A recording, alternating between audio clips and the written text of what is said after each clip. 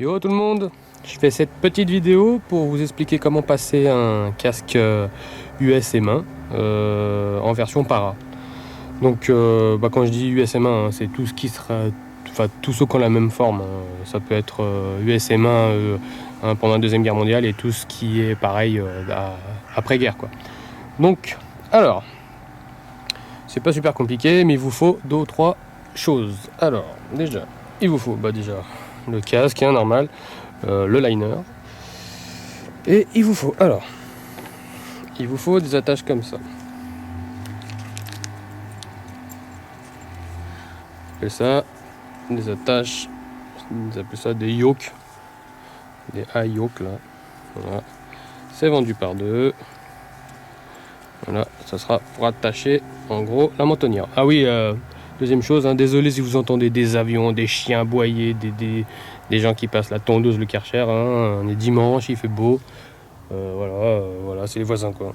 Bref, revenons à nos casques. Donc, il vous faut ça. Et ça, vous l'achetez. En fait, moi je vous conseille, il y a 2 sites. C'est Normandie Accessory. Accessory, pas accessoire. Sinon vous allez tomber, je crois, sur un site de vente de pièces de voiture. Voilà, et il y a aussi je crois que c'est mon casque et main. Je crois que c'est My Casque et main ou mon casque et main. USM1 ou mon casque M1 ou mon casque USM1, bref. Voilà, donc vous allez là-bas, vous prenez ça. Donc celui-là, c'est un modèle Inland. C'est pas la version Deluxe. La version Deluxe, c'est un peu plus épais et tout. Celle-là, c'est la Inland. En fait, elle est par rapport à l'autre, c'est la Westinghouse, je crois, ou Westinghouse. Elle est un peu plus vert. Donc voilà. Bon, à vous de prendre celui que vous voulez. Donc ça, si vous prenez ça chez Normandie Accessory, ça sera vendu avec. Il y aura 4 rivets comme ça. C'est des rivets semi-tubulaires. Alors je vous le dis tout de suite, si vous voulez vous servir des rivets semi-tubulaires comme cela et que vous voulez vous le monter vous-même, eux ils peuvent vous le monter, vous l'envoyez, vous le dites ce que vous voulez faire et vous le renvoyez. Après, il faut payer les frais de port et tout le bordel. Bref, si vous voulez ça et vous voulez changer les rivets qui sont là-dedans, ceux-là là, ceux-là,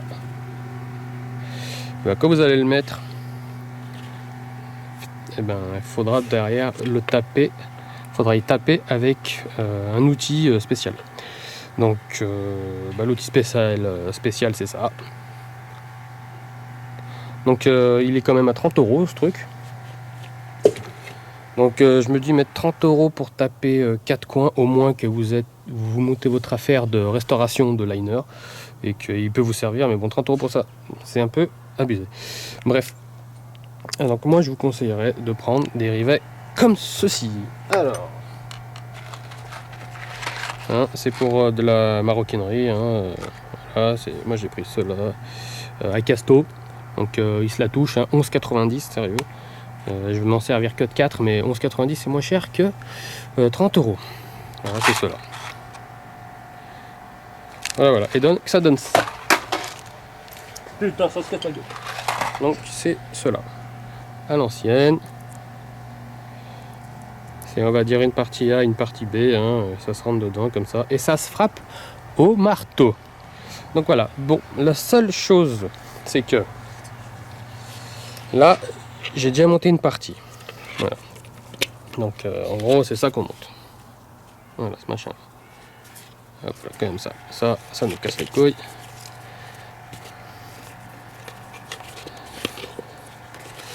Pardon. Tac, tac. On va le mettre comme ça à l'arrache. Voilà, bref. J'ai monté un côté déjà. Donc en gros, ça donne ça. Voilà. Donc, si vous montez les rivets semi-tubulaires que je vous ai montré juste avant, ceux-là, qu'il va falloir frapper avec l'outil, c'est vrai que ça sera plus joli.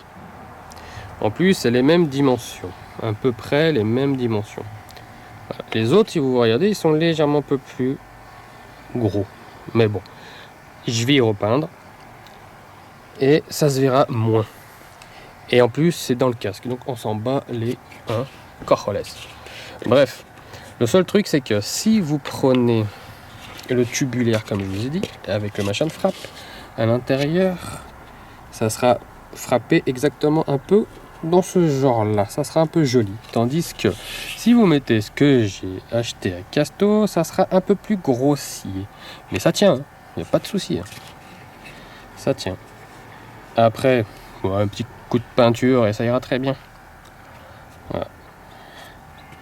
Donc, voilà. Maintenant, c'est à vous de voir. Ou vous prenez ça à 11 balles à peu près à Casto, ou vous prenez les rivets semi-tubulaires qui sont vendus avec les yoks, mais il faudra en même temps rajouter 30 balles pour le truc de frappe.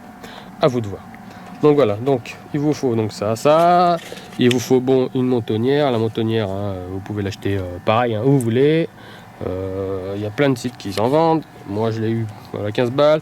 Bon, c'est pas un peu celle où je vois soi-disant l'intérieur, ça fait un peu une couleur un peu, ils disent un peu fauve, je sais pas quoi, bref. J'en ai rien à foutre. Bref, c'est bon. Si c'est pour mettre un casque sur un mannequin ou pour de la reconstitution une fois tous les 4-5 ans, on se prend pas la tête. Donc là, j'ai monté un côté et je vais monter l'autre côté. Et en même temps, il va falloir des pressions BB-Dot, comme ils appellent ça.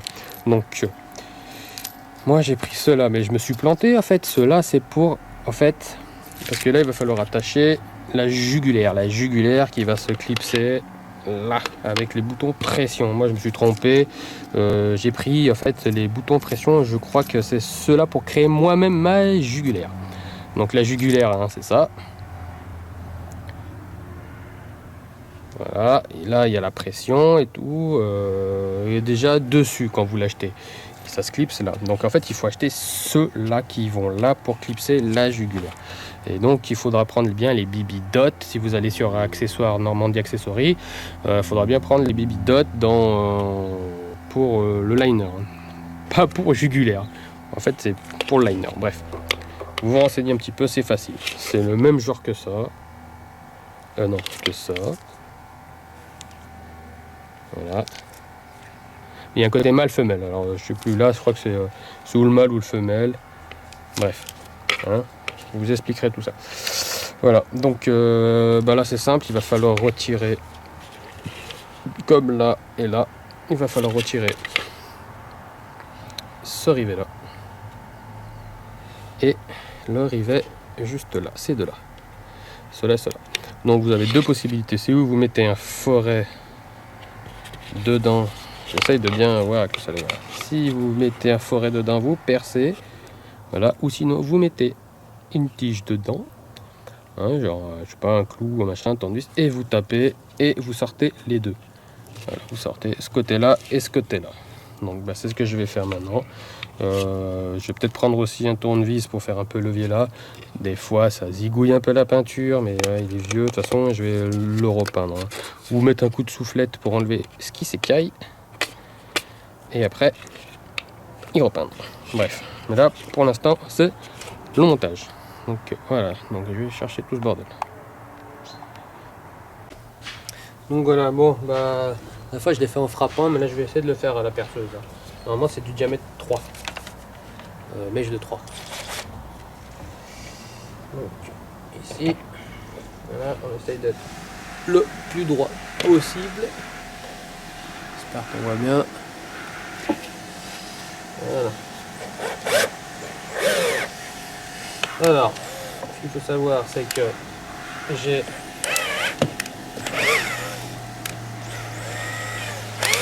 une perceuse de merde, c'est pas la mienne, je suis allé chez mon père.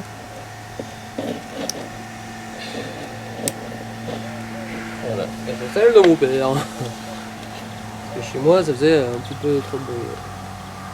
Bref, c'est reparti.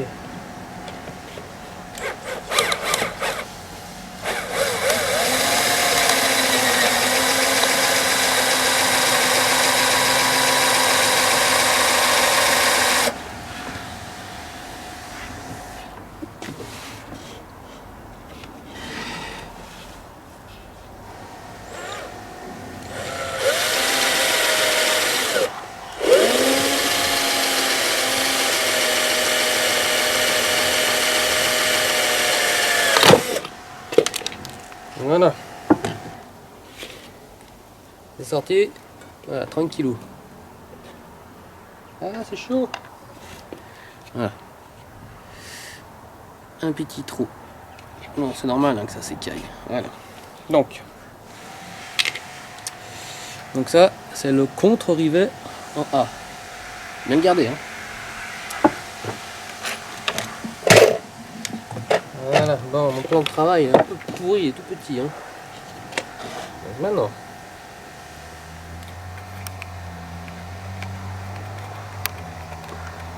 Ouais, alors maintenant. On vire tout ce qui sert à rien. Tac, tac. Voilà. C'est là qu'il faut prendre.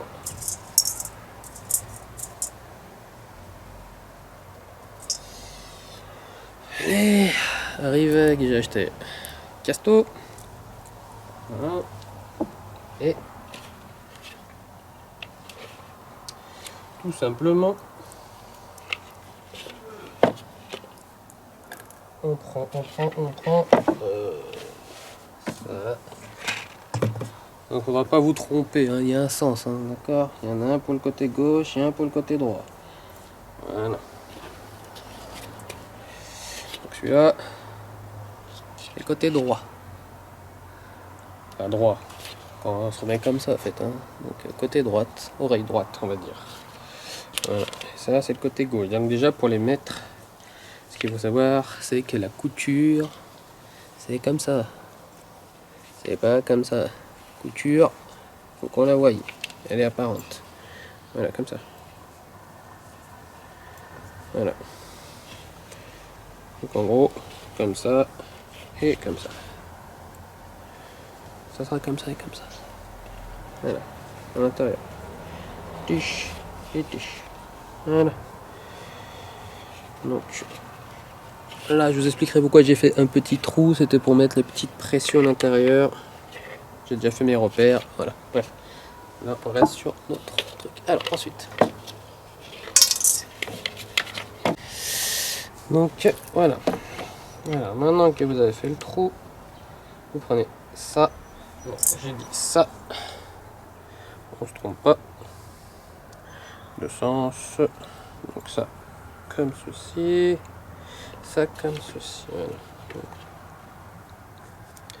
Et ça ira comme ceci.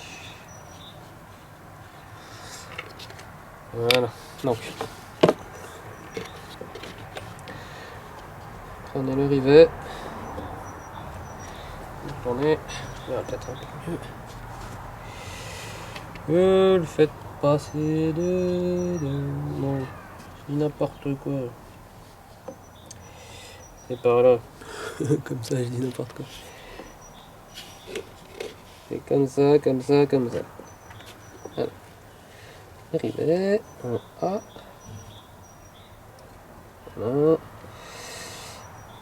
Tac, tac. Et dans le trou. Voilà. Et on refait sortir par derrière. Donc, le seul truc, c'est que vous voyez, il y a un peu de jeu. Mais quand on va le frapper, ça bougera plus. Et c'est bien qu'il y ait un peu de jeu finalement, parce que comme ça, elle pourra bouger plus facilement.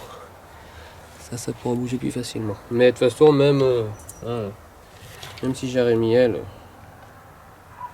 le diamètre de ça là, de la semi-tubulaire, même si je l'ai remise dedans, elle a rénagé un petit peu de gauche à droite ou de haut en bas. Bref. Donc, une fois que vous l'avez fait comme ça, le rivet, voilà, le truc en A. En fait, c'est la dernière couche, hein, ça. Voilà. Donc, déjà, il faut lui donner une petite, pas une petite forme, mais on va dire, on va déjà se dire, ça sera comme ceci. Voilà. Donc, quand on va frapper, on met ça derrière. Ça se clipse. Voilà. Et une fois que c'est clipsé, Ben, il va falloir cogner maintenant. Donc on se pose sur la planche de bouée. Voilà, on est à peu près clean là. Comme ça.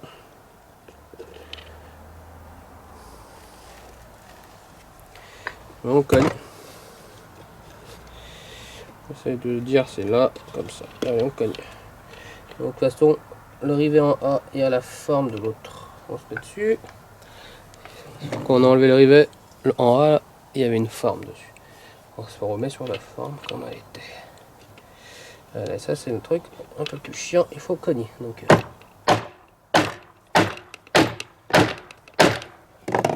voilà. Donc, voilà. Bon, ça écaille un petit peu la peinture autour, c'est pas grave. Voilà, ça a fait ça à l'intérieur. Voilà. C'est un peu grossier, mais ça tient. Bon, le rivet en A, c'est un petit peu décalé par rapport à la marque, mais ça tient. Voilà. Ça tient, ça tient. Maintenant, on fait ça. Pareil. De l'autre côté. Donc déjà, je vais décrocher ça parce que ça me saoule. Voilà, maintenant, on fait pareil. Comme je vous ai dit, sur ce rivet là. Celui-là. Voilà, ça va donner ça. Là, c'est un peu plus chiant parce que on est gêné par ça. Là. Voilà, donc on va faire le trou. Déjà.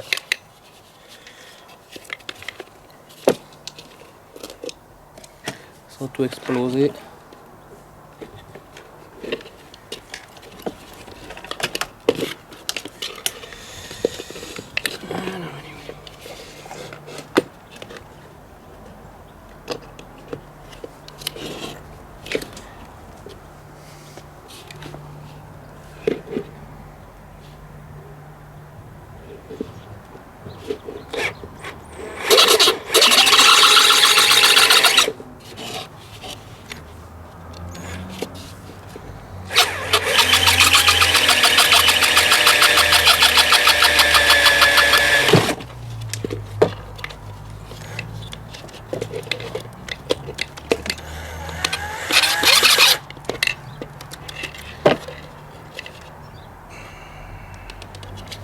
Bon, si ça se coince, une pince et ça se vire. Ou autrement,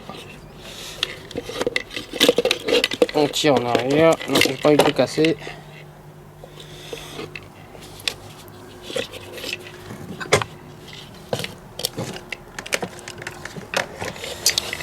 Un petit coup de... Voilà. Parti. Salope. Voilà. Voilà. Voilà. Donc, comme je disais, c'était du 3. Hein.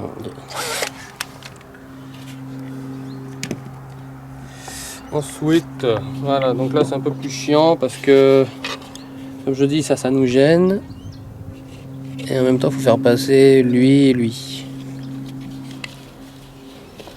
Mais bon, comme tout à l'heure, hein. On prend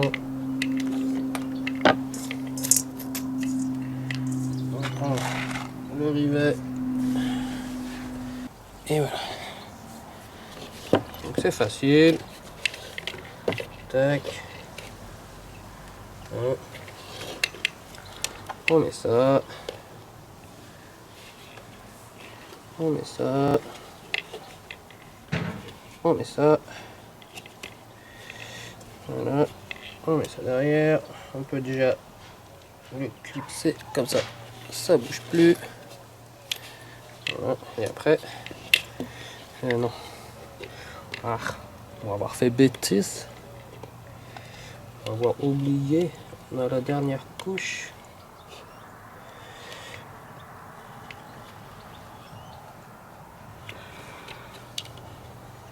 On va avoir oublié ça. C'est le plus important. Voilà. Hein? Comme ça. Donc comme tout à l'heure, on donne une petite forme, comme ça on sait à peu près comment on se met. Voilà, on reclipse ça. Voilà. Donc on se pose, on tire un peu, on met le rivet en droit, et là on tape. Sans tout casser.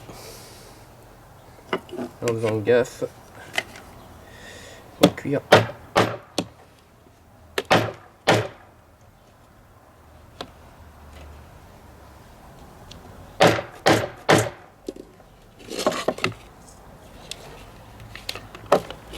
Encore un coup.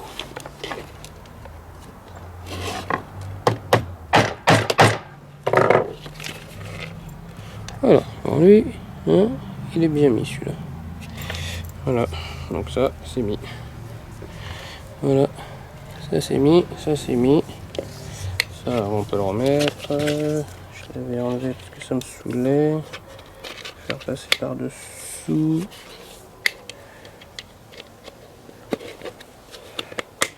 Voilà. Voilà. Tac. Et tac. Je l'ai mis au deuxième trou.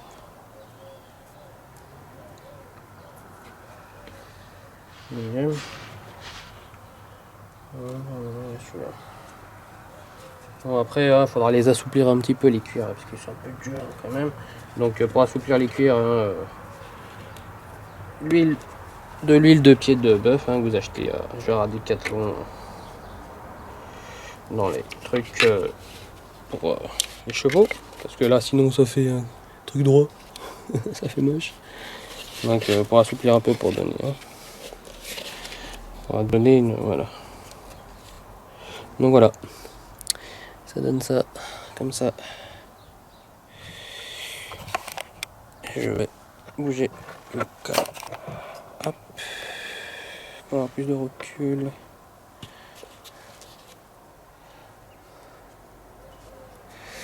Comme je vous ai dit, il faut assouplir les cuirs avec de l'huile de pied de bœuf, Decathlon, rayon équitachienne. Mais bon, déjà, c'est déjà comme ça. Ensuite, prenez votre liner, votre casque, et hop là, comme ceci, vous mettez le liner dans votre casque. Vous enlevez tout ce qui est susceptible de bloquer. Voilà. Donc vous enlevez le filet et tout. Une fois que tout ça c'est dedans, bien comme il faut clipser à l'intérieur. Alors ce que vous faites, prenez votre mètre et il faut que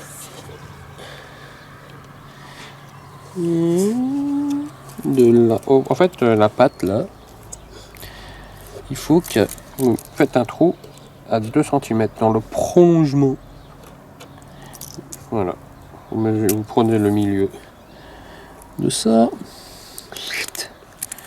et comme le trou que j'ai fait là à 2 cm. Voilà, il est à 2 cm. Je sais pas si vous arrivez à voir. Et bien j'ai fait un trou, voilà, à 2 cm dans le prolongement de la pâte de fixation ici pour la jugulaire. Donc une fois que vous avez fait votre trou là et votre trou de l'autre côté, là.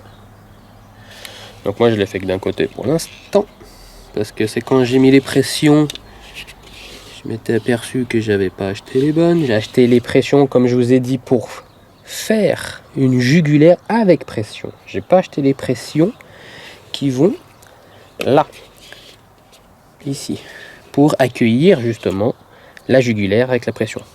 Donc il va falloir que j'en rachète. Donc de toute façon c'est simple. Une fois que vous les avez, c'est le même genre de truc comme ça.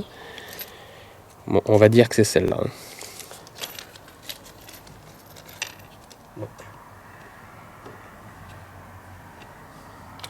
On va dire que c'est celle-là. C'est simple. Une fois que vous avez fait votre trou, Et ben ça là, un dedans comme ça, l'autre à l'intérieur. Et voilà, et en gros ça donnera ça. Voilà. Comme ça vous pourrez clipser. Une fois que vous avez mis votre bombe dessus, vous avez mis la bombe par dessus, et ben la jugulaire, et ben elle passera, elle sera clipsée là-dedans. Bon, de toute façon vous savez tous comment c'est un casque de para. Voilà. Voilà, mais il faut les bons. Et après le problème c'est que il faut ou une pince pour la faire quoi, pour qu'elle tienne. Faut une pince spéciale ou elle arrache un coup de tournevis. Voilà, faudra vous prendre la tête. Donc pour l'instant, je peux pas aller plus loin dans la vidéo. Je vous ai déjà montré l'essentiel, hein, ça. Voilà. Après le reste, je vous le dis honnête, quand la jugulaire elle passe vite fait comme ça là, tac. Quand cette jugulaire là finalement là, elle est pas tenue là, elle pend et elle est clipsée là. Franchement ça se voit même pas. Qu'elle soit directement d'ici, elle pende, ou qu'elle soit passée par la pression et qu'après elle soit passée par la patte de fixation, franchement ça se voit que dalle. Il faut vraiment avoir l'œil. Donc où vous les mettez, vous les mettez pas, c'est pas grave. C'est à vous de voir. Si vous voulez, voilà, vous les mettez. Si vous voulez pas, vous les mettez pas. Ensuite, ce que je vais faire, c'est que je vais peindre tout ça. Donc ça sera une autre vidéo. Et oui, et pour la prochaine vidéo que je vais faire pour vous montrer comment repeindre, c'est super simple, hein, faut pas être con. On prend le casque, on le ponce un petit peu avec du papier de verre, pas trop épais, hein, juste pour que ça accroche, voilà. Une fois que ça c'est fait, cette peinture là. Voilà. Je te marque là, en RAL 74. Vous l'achetez où vous voulez, mais je vous conseille eBay, elle est moins chère et les frais de port sont moins onéreux. Voilà. Et Normandie Accessories. En même temps, si vous commandez les Pokayoke et tout là, enfin les Pokayoke, pas pourquoi je dis Pokayoke, c'est un yoke. Pokayoke. Bref, c'est du liège, c'est pour remettre dessus. Voilà. Et je vous montre tout ça dans une prochaine vidéo. Ciao.